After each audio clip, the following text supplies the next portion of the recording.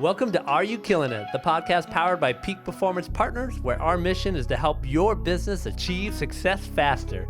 I'm your host, Dr. John Ronaldo, and each week our team of business experts brings you the tools, insights, and strategies you need to kill it in your business. No fluff, just real talk to fuel your growth. So let's dive in. Gentlemen, welcome back. Here we go.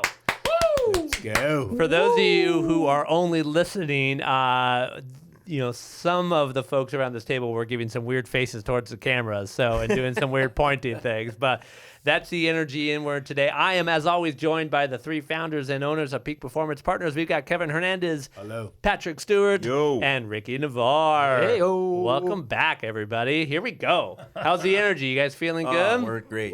Yes. Great day. So, Yes. we're gonna do another episode on DISC here, but you first need to understand we're gonna do a deep dive on the high C personality, and you need to know that nobody in this room has a high C personality to this profile. So maybe you're gonna get I some do. jaded. No, you got a you little don't. bit. It's like a 19. No, It's his, not high. No, it's I like got a high. here's a I got a high 52. C here. 52. Okay. Well, then we're gonna Call him B. we're gonna pick on Kevin today.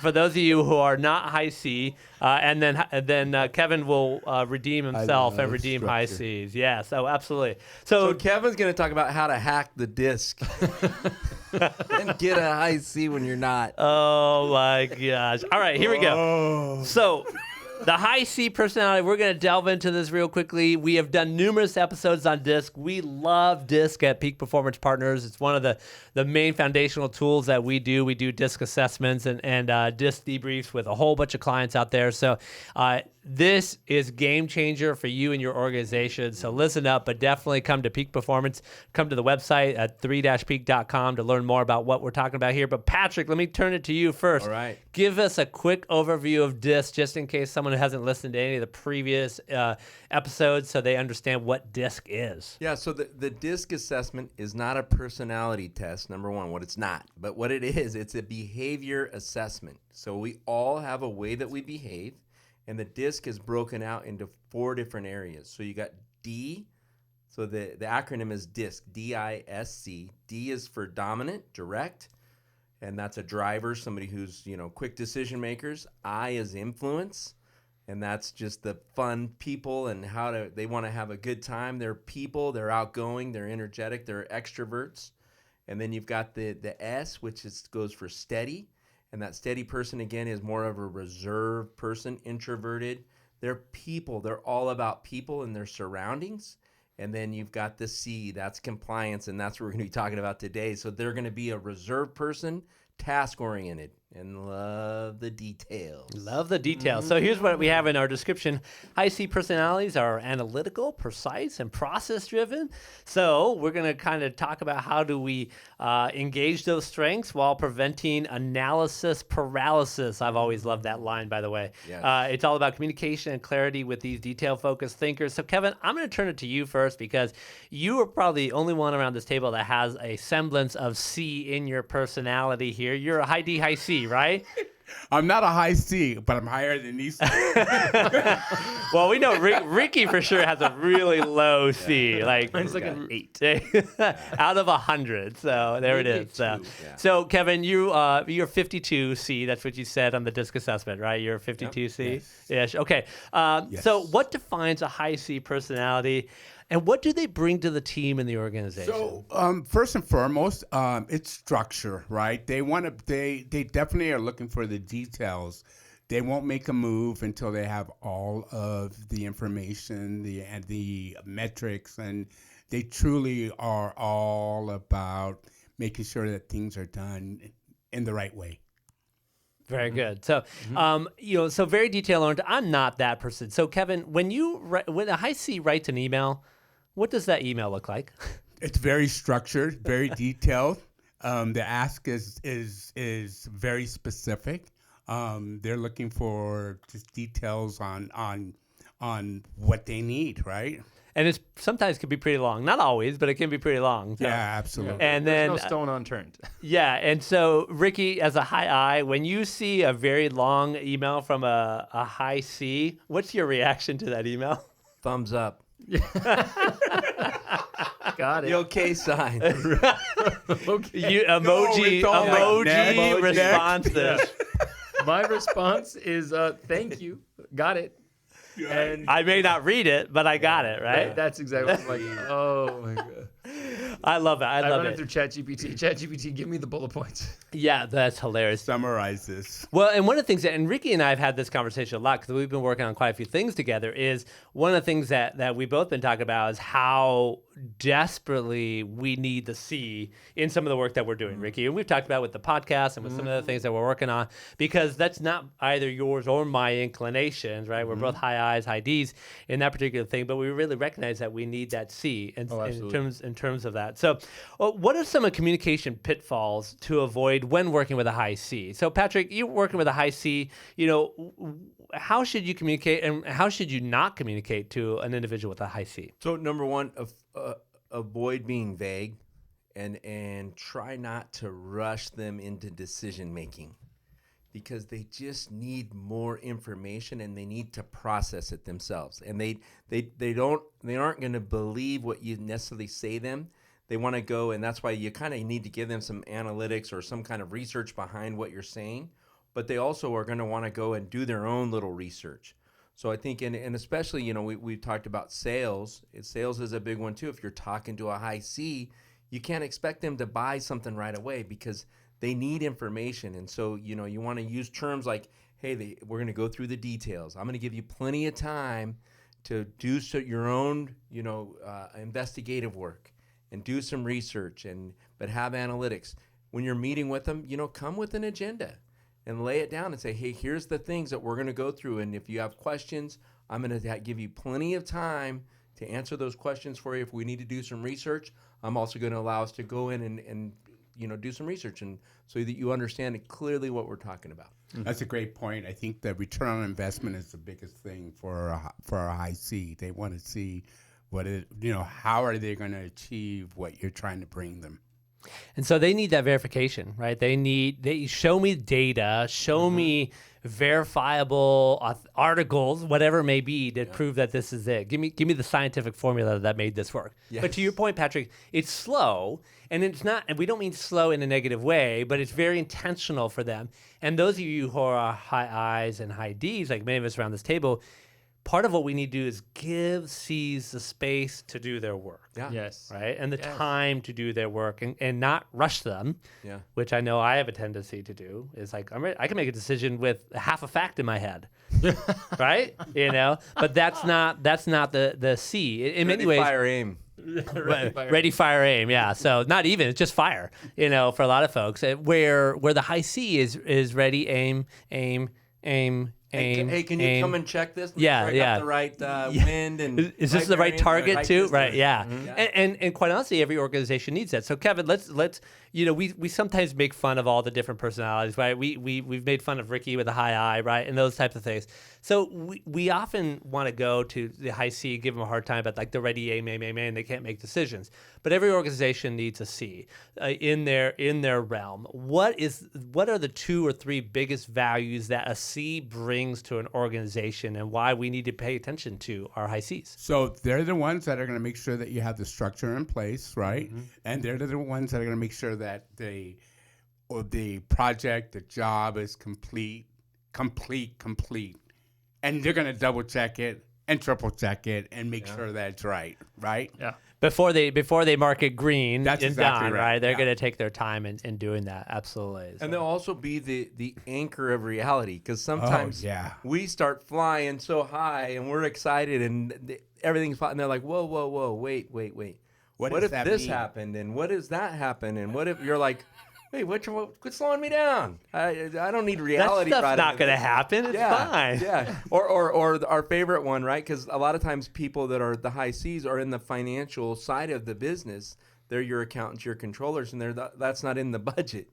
Like, Budget. And when it's too What's good that? to believe, they're the people that are like, no, this is way too good to Way too believe, good to right? It's Yeah. way too good to be true. What's our ROI? Like Yeah. you said. Well, and I'll say as a high I, I've had to report to board members and executives that are high C's, and man, I feel like I could sell anybody on any numbers I've made up, but like I have run into resistance by board members and executives who are like, show me more. Like, I don't have more. And they put me on the spot in the meeting, but that's what they expect. Yeah. And so I, as a high I, high D, had to change my behavior, knowing that my supervisor is looking for that I had to come armed with better data and better argument. And that was a hard lesson for me to learn, because I'm like, look at the smile, guys. Like, how do you not just agree with everything I just said, right? You know?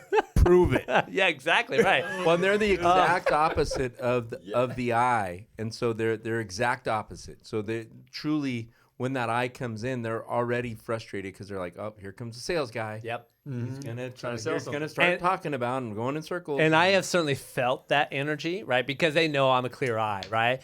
They have felt that energy, and you can almost see them not rolling their eyes, but rolling their eyes, right? And like, types like, so, whatever, I can deal with that. It's fine. So what roles, knowing that any disc personality could be in any role, right? I get that. We've talked about that, but what are some of the roles that we find high C's in certain organizations? Accounting. Finance, yep. Engineers, architects. yeah. Not the deep project management. Uh-huh. We're formulas. A plus B equals C, right? And they can figure, that it's just math. So anytime there's math, science, you're going to find a lot of high C's. So I have a question. What happens if you put a C in a sales position and ask them to go out and start knocking on doors? Yeah, I would say this: they're going to have a tough time because they're going to want to. But I think they're also, once they get past kind of that, they start to do it, they're going to find a formula that works. Hey, that's exactly right. Yeah. They're going to. So not that they can't do it, right? But they're going to figure out it's going to look very different than the way Ricky goes out and knocks on doors. Yeah, and they're going to have the number. They're going to go, okay, you knock 3 times, you wait 5 seconds, you knock another 2. You wait for a reply before you. Yes, they're going to come up with the formula. They're going to formulate everything that they do, and they're going to be like, okay, yeah, go to, hey, if you show up to a house with, 2 white cars and a red, that's a deal. Because every time I do that, or, hey, you know what, 2 blue cars and a brown car, they slammed the door on you.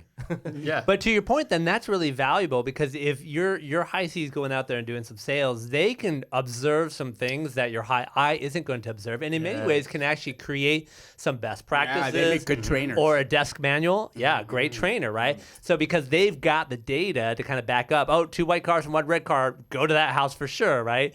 We joke about that, but there may be truth to that. I don't know, but Barking dog. I'm not Don't gonna. come in. I'm a high I. I'm not gonna look at the data. So, but if a high C tells me that, I'm gonna believe it. And I think that's an important thing, right? For the rest of the team, when a high C comes with data, I have a great high C that I work with right now. I adore him so much. He's so detail oriented. He's a great project manager. He's in marketing and communications, but he gets everything done. And if he says it, I'm in. There is nothing he needs to do to convince me to say yes, because I know he's done the due diligence. And I think that's the power. Yeah. Where when I'm trying to convince somebody, people are like, have you done the due diligence? Right? And I think that's the value of a high C for sure. Yeah, absolutely. Yeah.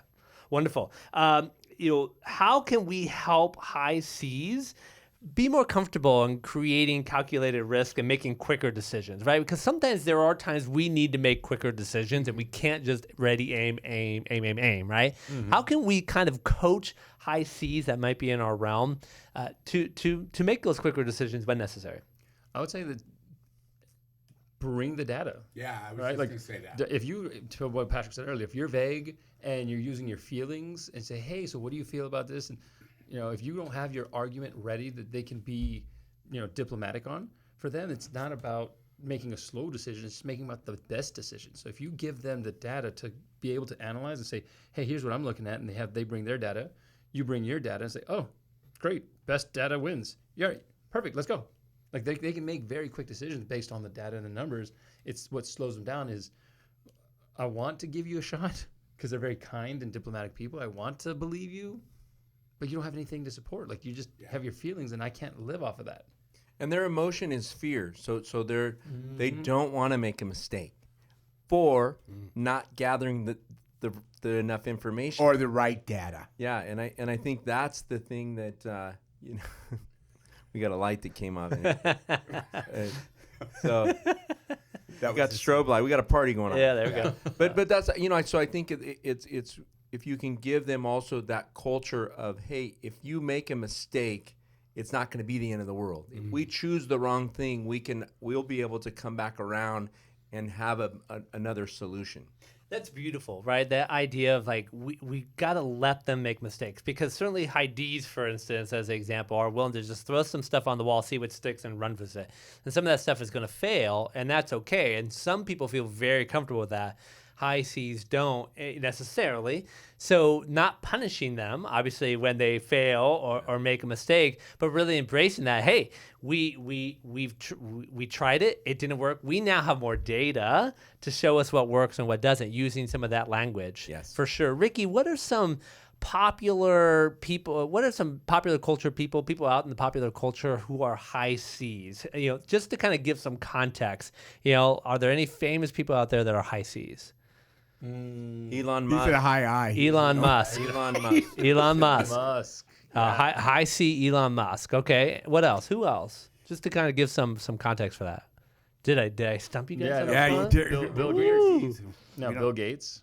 Bill Gates would be a good one. Yeah, absolutely.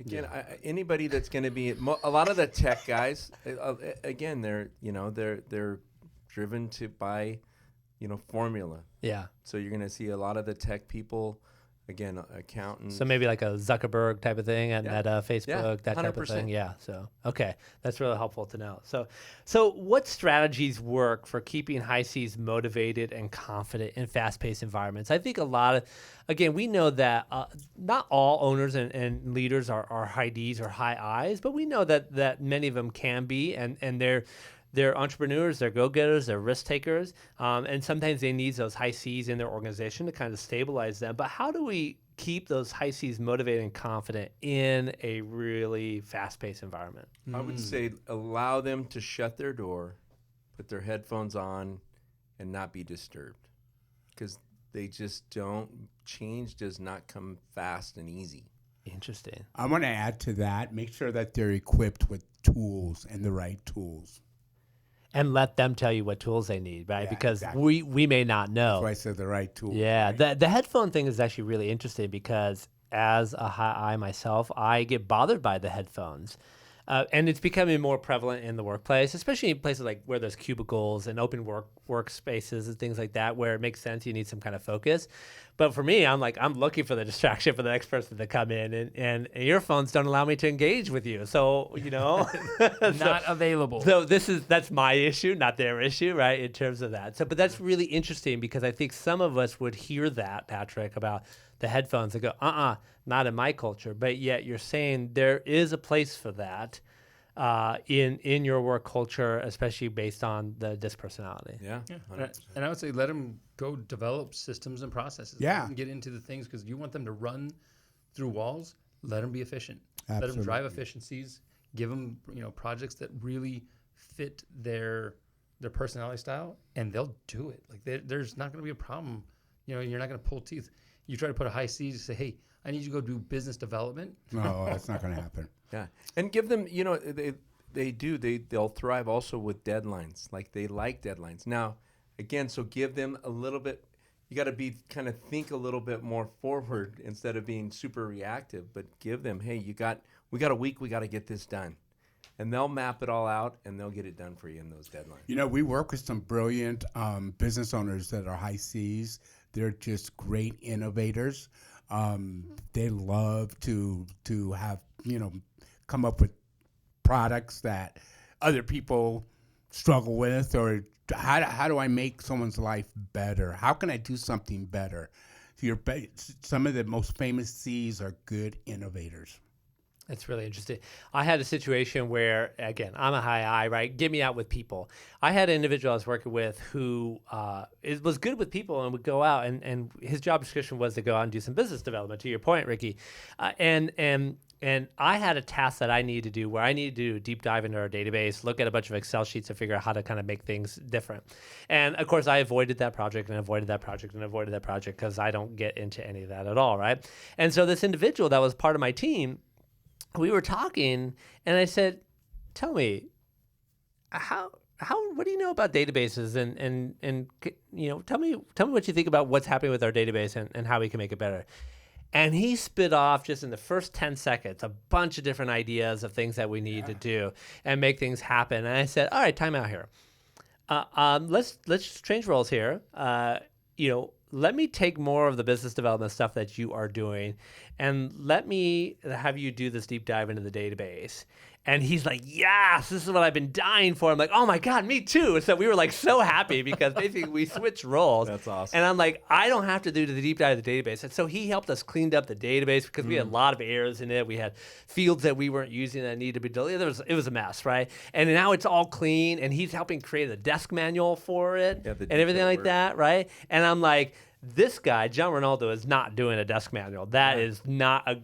I don't want to say it's not a good use of my time, but it doesn't fit my behavior. But for him, he's all in it. And so we were like, for both each other, we're like, "Oh, I love working with you." And he's like, "I love working with you." And we're just have a bromance going on. It's a really great thing. So, but that was the moment at that one call we had where I discovered that he really was a high C, pretended to be high I. And he could do the business development stuff, and he was good at that. I'm not saying he wasn't, but where he really thrived was doing that deep dive. And I'm like, I am so grateful for you. So he's my hero as far as I'm concerned. So right? I'm going to take this moment to do a shameless plug for the DISC assessment. This is a great point. If you're a business owner and you're trying to figure out who's the right seat, who on your team should be in the right seat on the bus, because exactly what just happened is, hey, because we have somebody who can do the role, we put them in that role, but are they the best person for that role? And is that going to give them fulfillment? So you have somebody who is dying to get into the data and analytics and dashboard, who absolutely change the organization and the flow of information, right? They put you into business development, which again, absolutely changed the organization. And now you have the two people who are, can do it. It's just boom. So the DISC assessment has a page called Ideal Environment. And it is one of my favorite pages because it really tells about, it's not job specific, but environment specific and roles. And if you've not taken the DISC assessment, reach out to us. We can talk about it, but it is lights out and will help you figure out who should be where. Well, to your point, the description I just shared with you all is that we had immediate ROI, and we have, we've seen it in the revenue side of things because of a clean database. And so that was, for us, was a huge win for us. Absolutely. You were going to jump in, Patrick. No, I was going to say Ricky had an example this week of exactly what you just said. We had a client that called, and he was the owner, the business owner was frustrated with somebody in a role. And Ricky was able to go, because he's so familiar with the client and the DISC assessment, he was able to kind of push back to the owner and say, "Hey, you know what? I think you're riding this horse wrong." And you have you thought about this, and kind of gave him some scenarios that are based exactly from the report. And he said, "Look, if you're looking for somebody to do what you're asking, you do have the wrong person, but that's not why you hired this person, and that's not what's going to drive him." And it really was reframing the way that the business owner was approaching his staff, and we know the results are going to be what the business owner wants, because he doesn't want to have to run that division of his company. He wants this person to, but he just was, again, he was just approaching it and communicating wrong because of the behavior. He was communicating in the way he wants to be communicated to, not in the way that this director needs to. The platinum rule, right, Ricky? The platinum rule. That's what we call that. So I think that's a perfect example. The DISC assessment, when you go onto the website, check it out, 3-peak.com to find the DISC assessment. It's all there. And it's like 47, 48 pages. So if you're a high C, you're already going to love the report because there's so much good data there and color charts and all sorts of things. The high I's will love the color charts. The high C's are going to love just how detailed it really is. It is really life-changing. Right to the back of the page. Say that again? The D's will go straight to the back of the page. Yeah. Absolutely. So check that out. You know, we again, I said at the beginning of the show, I'm going to say it again. We're huge fans of disc. I think it's life-changing when your team knows each other's disc profile because it changes. It literally changes how you all begin to work with each other. 100%. And it makes a huge difference for your organization. So check it out. This is probably a must-have thing. 3-peak.com. Go check it out. You might get Ricky or Patrick or me or who knows coming out and doing some disc assessments for you all. Let's go. We'd love to make that happen. So Kevin, you doing the disc out there? No. I didn't think You so. did it. You did it starting. Awesome. Well, High Seas, we absolutely love you. We absolutely need you. And so hopefully you feel affirmed. Those of you who are not High Seas, hopefully you're learning how to work with those in your organization that are High Seas and recognizing that you need High Seas in your organization. So really be on the lookout for those folks that are going to help you out, again, on some of those categories that we set. All right, guys, that wraps up another episode here of Are You Killing It? Killing it. The podcast powered by Peak Performance Partners. I just love doing this with you guys. The energy you all bring to the table is so much fun. I hope as you guys are watching, listening, are enjoying the content here, again, subscribe, follow, share, go to 3-peak.com to find out more about the disc assessment, and we can't wait to see you at the next episode of our podcast. Take care, everybody.